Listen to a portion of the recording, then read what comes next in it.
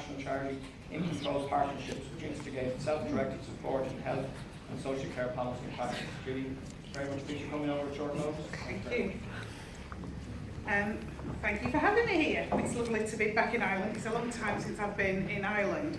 And interestingly, the last time I was in Ireland was when Ireland was having a go at running partners in policy making. So I don't know whether anybody's familiar with that. But that's a course that was developed in America, but sort of really supporting families to start getting some knowledge, some images of what's possible, some strategies on support. A lot of families said, well, yeah, providers get this training, social workers get this training, what do families get? You know, where do we get our knowledge? Where do we get our images of what's possible so that we're not asking for porridge? You know, how do we get that? And Partners in Policy Making was one of the courses that colleague Lynn Elwell brought up from America to England, and it was with some of the Partners graduates in some respects that the project started for the In Control model. It was launched in England around 2003, thanks to people like Simon Duffy, who really helped to get In Control going and moving in England. And it was initially sort of a pilot project that was partially funded from the Department of Health and partly from the charity MENCAP. So we've had really significant influence on the English public policy, initially in social care, certainly over the last few years, within the NHS and within the education department. So we're doing an awful lot of work around children with special educational needs and trying to find a way of individualising and getting personal budgets within special educational needs. We act directly and with others to drive change forward. We're still on the journey, you know, England certainly haven't got there yet, so we're still on a long journey of that change. And really just trying to facilitate what people have already talked about. How do you really facilitate that inclusion and not put people in a separate world? So our particular focus really is on people having the chance to self-direct their support and have that self-determination as to how their support looks. So In Control certainly best known for that, but absolutely core to our mission was the wide network of individuals themselves from the disability rights movement, the independent living movement, the inclusion movement, and certainly from Partners in Policy Making, which was a lot of families and parents. So it's really, really crucial part of the strategy. No different from what you're hearing now. You know, people were feeling as if people were pushed into this bubble of service land. People suggest going to day wasting centres. Have people heard that expression? So day wasting centres are all in this special world. So people who go to special swimming, it's called hydrotherapy. People who go to the swimming baths, it's called swimming. People who go trampolining in the special bubble, it's rebound therapy. Outside world, it's so a lot of families start saying it's like going down the rabbit hole in Alice in Wonderland. You know, we get down this rabbit, we end up in this different world of special and really pulled away from real life. And when we ask people, and certainly Simon did an awful lot of this, as did I, and you start asking people, well, what do you want? Consistently, the top three, no matter which group of people you asked all over England, was, I want something to love, I want something to do, a job, and I want something to look forward to. And when you start looking in that bubble, what's helping people to get a relationship, what's helping people to get a job, and what's helping people to think forward of what they want to do with their life? And then we started saying, well, there's not a lot within that service bubble that actually reaches them aspirations of wanting to be out in the real world. So one of the things was really looking at people's real wealth. You know, what people have they got around him? Certainly Rita was talking about what people were around her. Somebody was in the golf club, so that linked her daughter to be able to bake cakes for the golf club, or somebody's getting married in the family, that links her. So there's a whole wealth around people around an individual that it's very, very difficult to reach when you're in an isolated bubble in service land.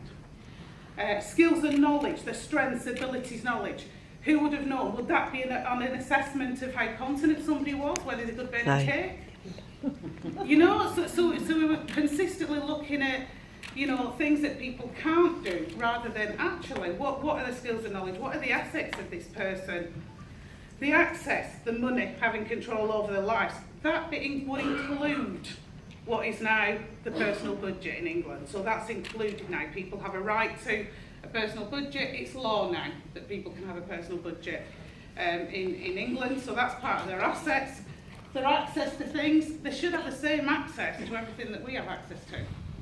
You know, so if there's a need for exercise and swimming, off we go. There's a swimming bath in the real world, isn't there? Why aren't we using that? And then the biggest one in the centre is, again, what both mums were talking about, was that level of resilience. The well-being, the inner strength, what keeps them going when times are tough, you know, what keeps people really moving, that sort of fire in your belly, that persistence, that determination. So what families reported was that, yes, it's not all about the money, but what shifts power is money and knowledge. So it has to go beyond person-centred planning. It has to go beyond the visioning and images of what's possible. Yes, you need that knowledge, but you also needed the money to be able to attach to that plan. You know, so one of the things that we often said is, if I said I'll give you some money to go on holiday, who's coming to the Maldives? Who's going to Barbados? And then I said, you've got 50 euros. And suddenly it starts putting it into perspective then about how much you can use. But what it does give you is the power to do some realistic planning of how you might use that 50 euros towards what your dream is. And again, you've got that level of control with it. You know, so what families were saying is person-centred planning, in effect, with the money, you start getting that balance of the power shift from the knowledge and money. The scaling up, of course, has been massive challenges across England. And my view on this is that if you need those three things to really start scaling something up, the biggest thing that England have always focused on is processes. And it's the biggest thing that I think most statutory organisations will focus on. They'll always focus on the process and very, very little on the people and culture. You know, so this is a lesson that we are learning now. So what you get in a lot of local authorities across England is that, you know, we'll do personal budgets, but really we'll do things exactly the same way. You know, so we'll give you a personal budget, but you can choose provider A or provider B. We'll give you a personal budget, but it'll be on a restricted card where you can only use provider A and B. So they sort of try and use the innovation, but bring it back to what they've always given.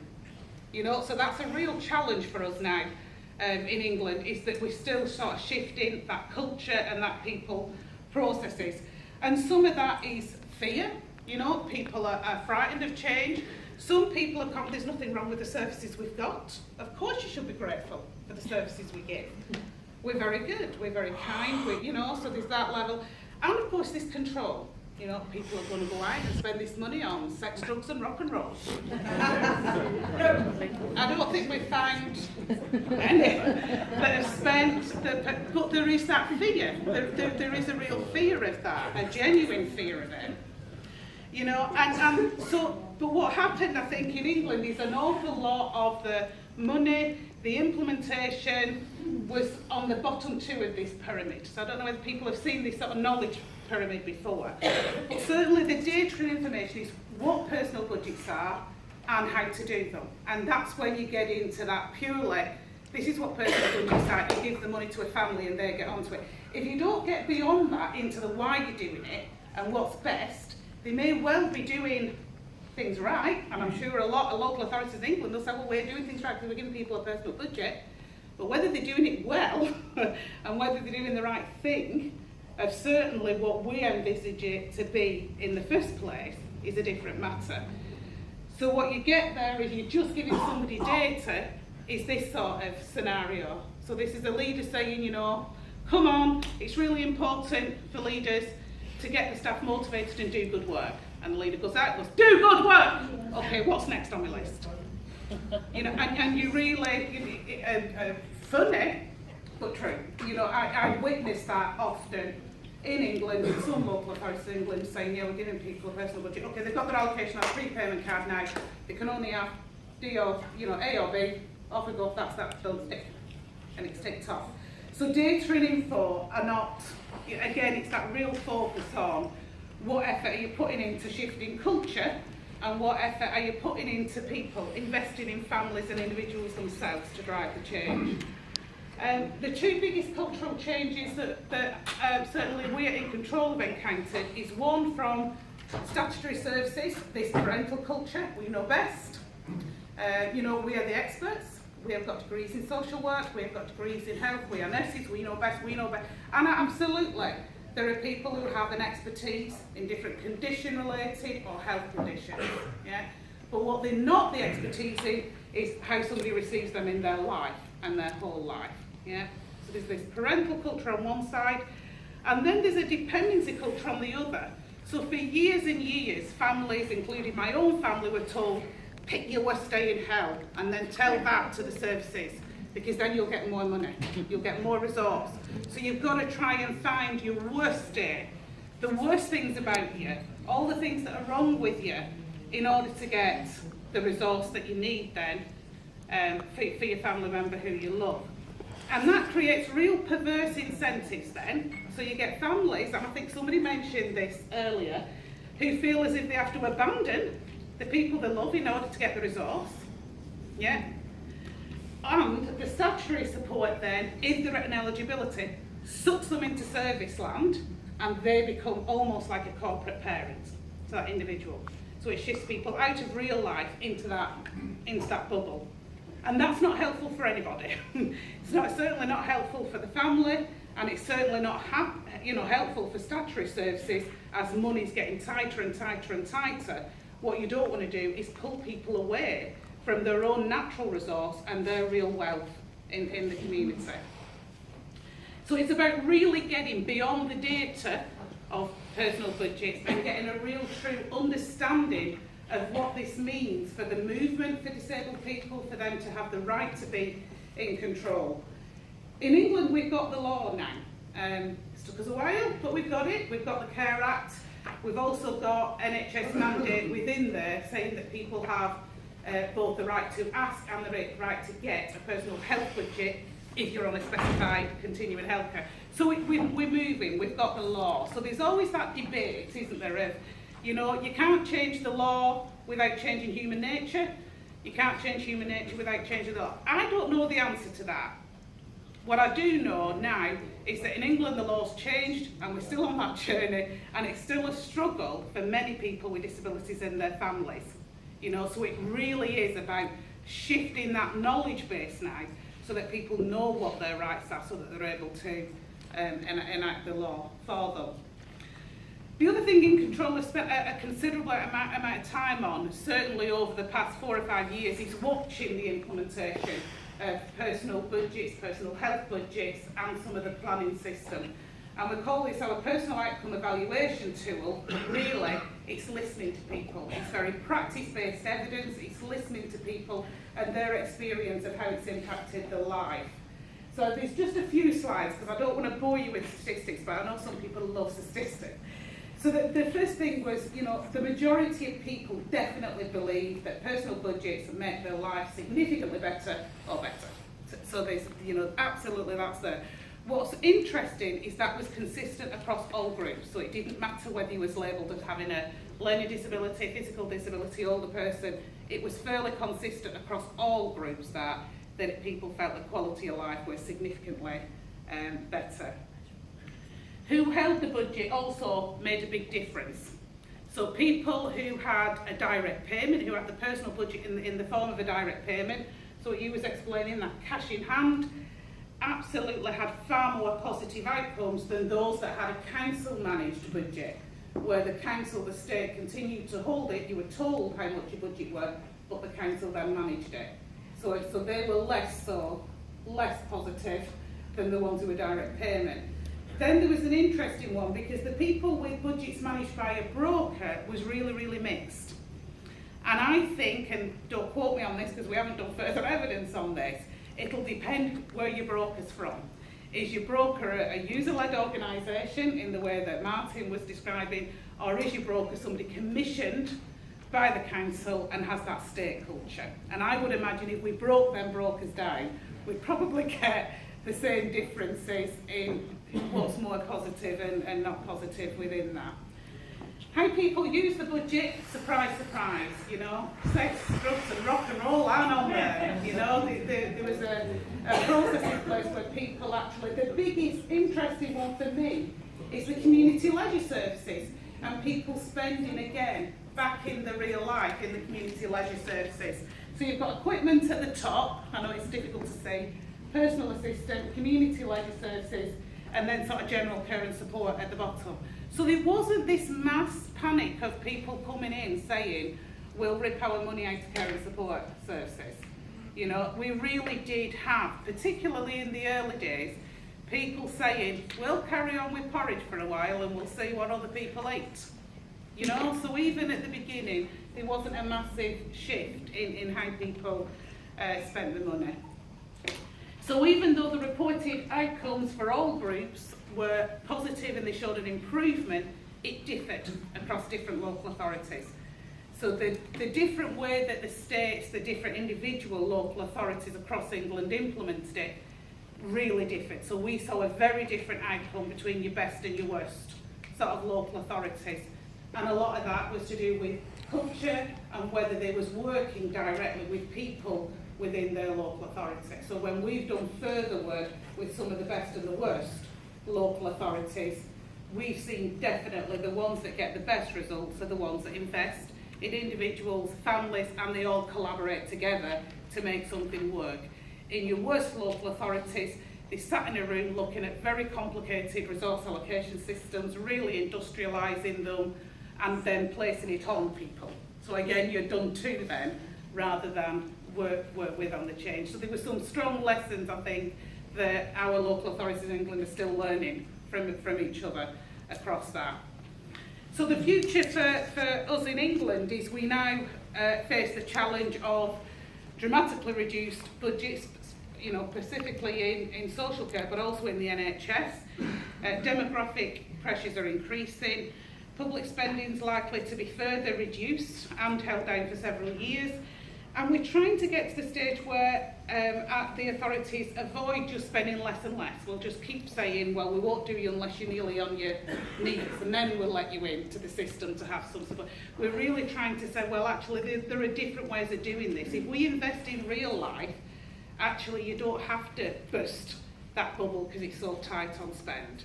You know, if we actually put some investment from that into the real world, into the community, the chances are actually that we find a way of people being better supported in real life so that people don't need to go into that special service land bubble. So we're really trying to work on new approaches of supporting people.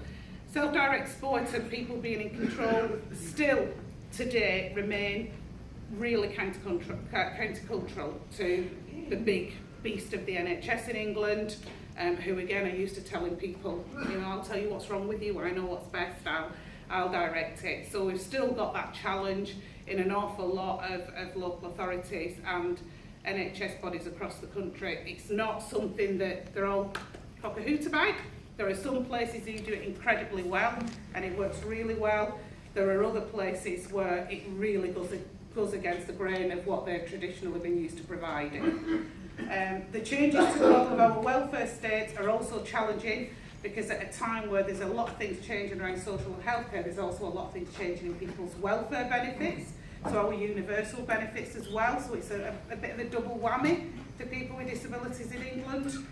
And the existing service models are resilient. Even under financial pressure, they still exist. So we've really got to find and keep finding new models to be expanded.